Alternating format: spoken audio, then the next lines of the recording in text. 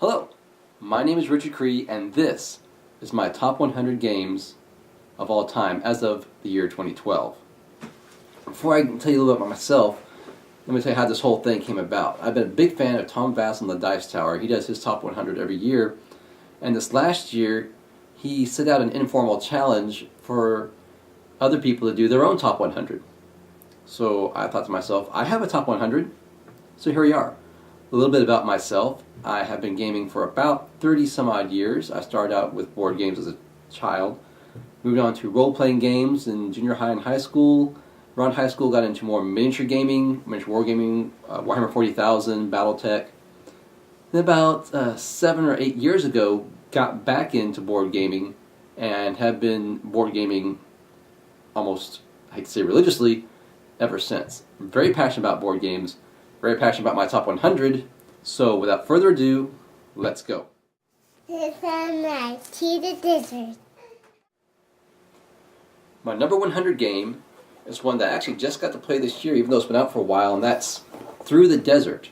Through the Desert, as many people know better as the camel game, is a game where you're laying out pastel camels to make caravan lines across the desert. The neat thing about the board is that you can set it up differently each time. The game comes with these palm trees, as you can see here, and you can set those out at various places, different places each time you play, and that helps make the game different each time you play. But essentially all you're doing is taking two pastel camels each turn and laying them down and trying to make the longest line, hitting palm trees for points, or trying to encapsulate areas on the board for points. Whoever has the most points at the end wins. Really just kind of an abstract game. The theme of caravans in the desert is fun. It kind of adds a little bit to it. And I'm not really one for abstract games, chess, checkers, etc. But I do like this one, Through the Desert, my number 100. My number 99 game is Smash Up. Smash Up, for all intents and purposes, is just war. Players are going back and forth over bases that have point values on them. There you can see the bases. And all you're doing is trying to lay down cards to accumulate the most points on your side of the base. Whoever has the most points gets the highest amount. Whoever gets the next highest score gets that, third on down. What makes Smash Up fun, though, is that you get card combinations like zombies. Or maybe you'll get, what are these? Oh, the aliens. So you have aliens and zombies working together. There's dinosaurs, there's robots, and you combine these factions together. Each faction acts in a unique way, and so it helps to kind of doubly unique your deck. Doubly unique? Anyway, it helps make the game of war much more exciting. Plays fairly quickly. Sometimes games can drag out, but for the most part, Smash Up comes in at number 99. My number 98 game is Tikal, a game of jungle exploration. In Tikal, you're playing the leader of an expedition who's leading his fellow expedition members through the South American jungles, laying down hexes. We'll get that later. Hexes that might have treasure or might have temple pyramids on them. If there's treasure, you get to collect treasure and you can steal treasure from other players. If there's a temple, you can work at that temple and then excavate it, build it up for more points. The thing I really like about Tikal is just how close the game is, how well balanced it is. The games we played of this, first and last place were separated by, I think, the most I've ever seen is like 5 or 6 points. So very well balanced for a game to be that close every single time I played. And that helps to make my number 98 game Tikal. My number 97 game used to be much higher on my list. It's dropped quite a bit, and that's Ascension. Ascension is a deck builder game, one of the early ones. What made Ascension great was that you could buy or combat as many times as you wanted the same turn, and there was a central line of cards that all the players shot from, that line was constantly changing, so it wasn't like there was just one pile of one kind of card or 10 different cards, 10 different piles, like the minion. It was a constant changing, so will that card be there when you want to buy it? Maybe, maybe not. What also made Ascension great to me is that all the cards had value to it. So if you bought a card, it had a victory point value. If you fought a card and defeated it in combat, that also gave you victory points. But it also didn't limit you to just only one way to get victory points. You could actually purchase throughout the game and still win just by buying cards instead of like focusing on fighting and winning that way. Unfortunately, a lot of other games, deck builder games, have come out and pushed Ascension further down my list. So that makes Ascension number 97. 97 on my list for 2012.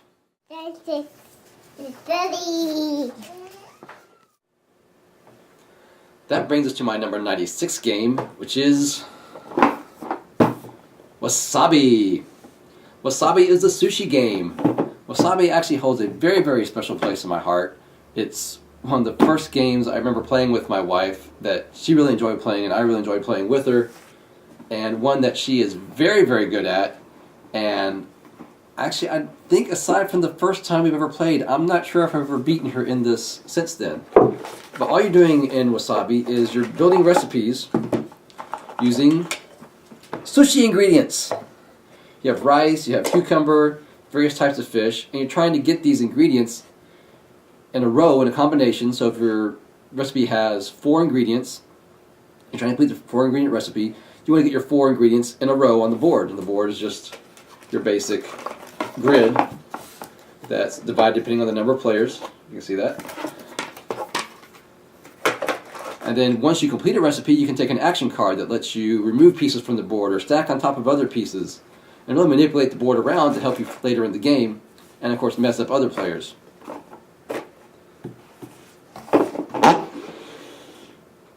Yeah.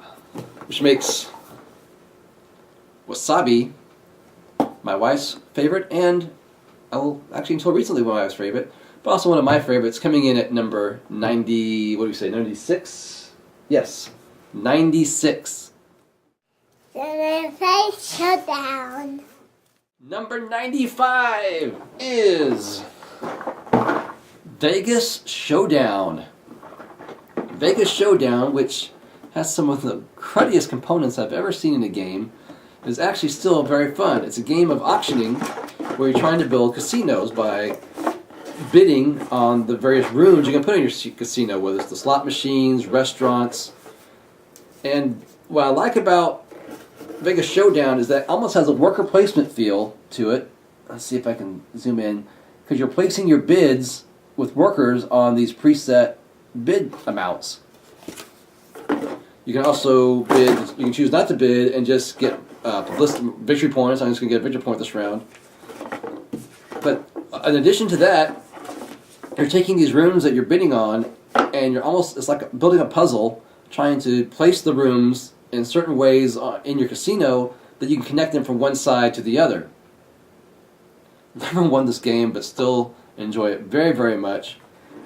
Usually not one for auction games, for bidding games, but the way it's handled in this particular game, I really, really enjoy.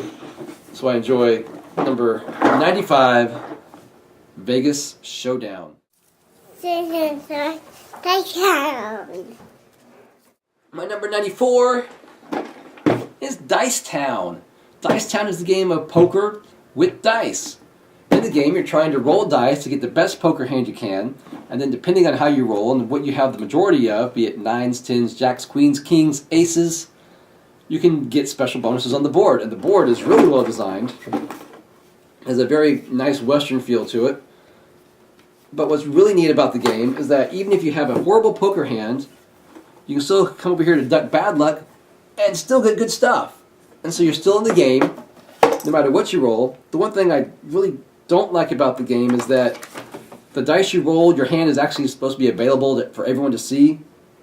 I like to play with the house rule where what you roll you can see under the cups. The cups are just supposed to be for shaking your dice. I like to keep the hands under the dice. Makes it a little bit more like poker where you can't see another person's hand, then reveal at the end. And that's how you play Dice Town in my house to help keep it at number 95. I don't know where this came from, but we'll find out and we'll put it back at the end. Multiverse. My number 93 game is Sentinels of the Multiverse. In Sentinels of the Multiverse, it's a cooperative game where you and your other players are playing a team of superheroes, the Justice League, Avengers, however you want to think of them. And you're fighting a common supervillain and her, or his, or its, actually, in some cases, legion of henchmen.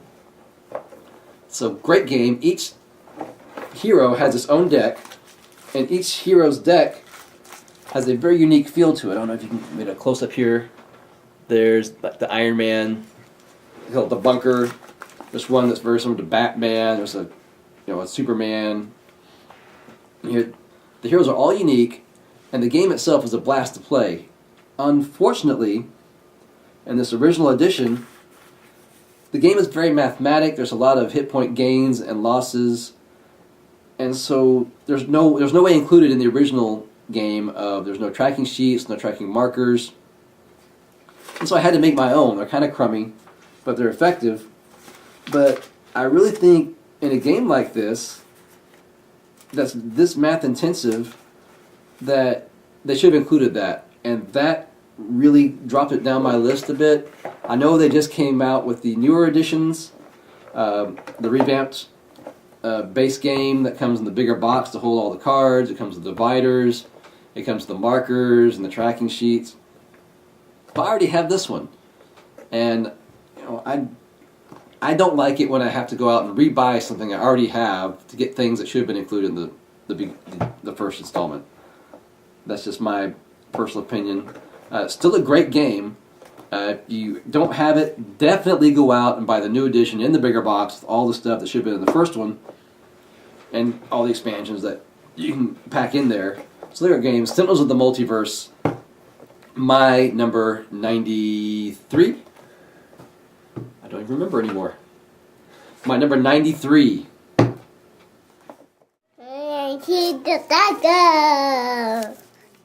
Number 92. Sebago.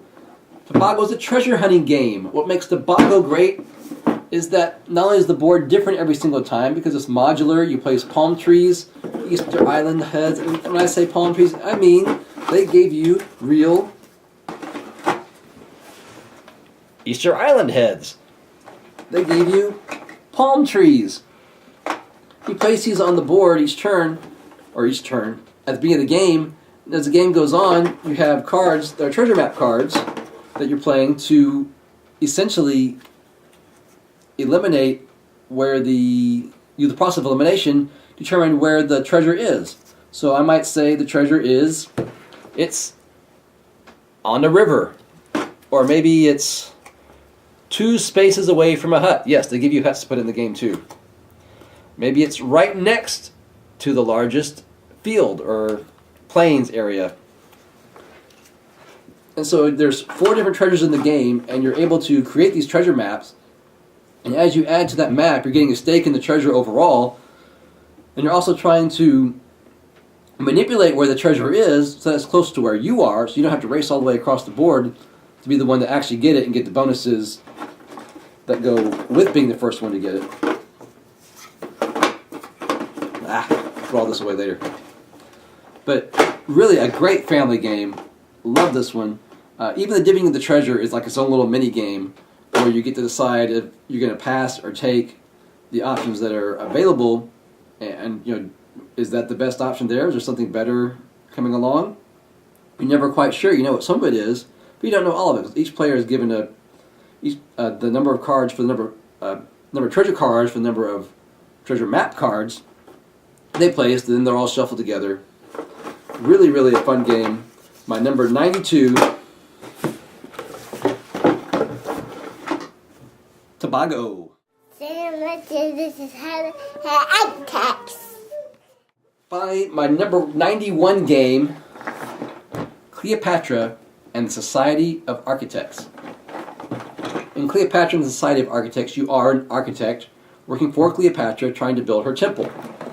Her temple is actually the bottom of the game box, which gets, like as the front of the temple, is set next to it. And there's also a throne courtyard area where you can build a mosaic. What you're doing is you're gathering resources from the quarry to build obelisks or build columns which go along the bottom of the box. You can also build sphinxes or her throne. Each item you build gives you points, and in order to build those things you need to get resources. And this is where I think the game really comes through for me, is that the resource deck is, when you set it up, you break it in half. So you take the resource deck, you divide it in half, and you take one half and flip it so the cards are face up, and the other half where the cards are face down, and you shuffle those two halves back together again. Then you set out, deal the cards out, and into 4 sets, and those sets are combination of cards are face up and face down. So you're looking at the cards like, wow, I need that worker, but is there anything bad with it? Or I really don't need marble at all, but there's some face down cards. Maybe there's a worker there. There's also corruption in the game, and those cards might be face up or face down, and you don't want corruption. If you have the most corruption, you get fed to the crocodiles at the end of the game. So crocodiles, corruption, up and down cards, and great production value put Cleopatra and the Society of Architects at my number 91 spot in my top 100. And there's number 100 through number 91 of my top 100 games that I've played as of 2012. For those of you who are still watching, I really appreciate it. Thank you very, very much. I'd also depreciate. I would also appreciate any comments that you care to make in the comment section below. I will definitely read them all. I will accept any and all forms of criticism, and hopefully I won't break down in tears over some of the comments. This is my first YouTube endeavor, and so far having a blast with it, and looking forward to doing some more. And hopefully you'll hang with me as we go through here. I'm not sure what I'll do after the top 100, if I'll just stop there or we go forward. I know I've talked to Rodney Smith from Watch It Played, and he has given me his pseudo blessing. I have it actually on in print to do possible game demos, as long as I don't call the show Watch It Played. Free plug there for Rodney. Which, by the way, if you haven't seen Watch It Played, definitely go check it out. Until then, though, until next time, wow, this is really tough. I hope to not see you, but hopefully you'll see me again. Hopefully I'll hear from you on either Facebook or in the YouTube comments below. Kind of winding on here, I don't know how to end this. I'm just going to be here next time with my numbers 90 through 81. Thanks. Say number 99, smash up. Say number 99, smash up.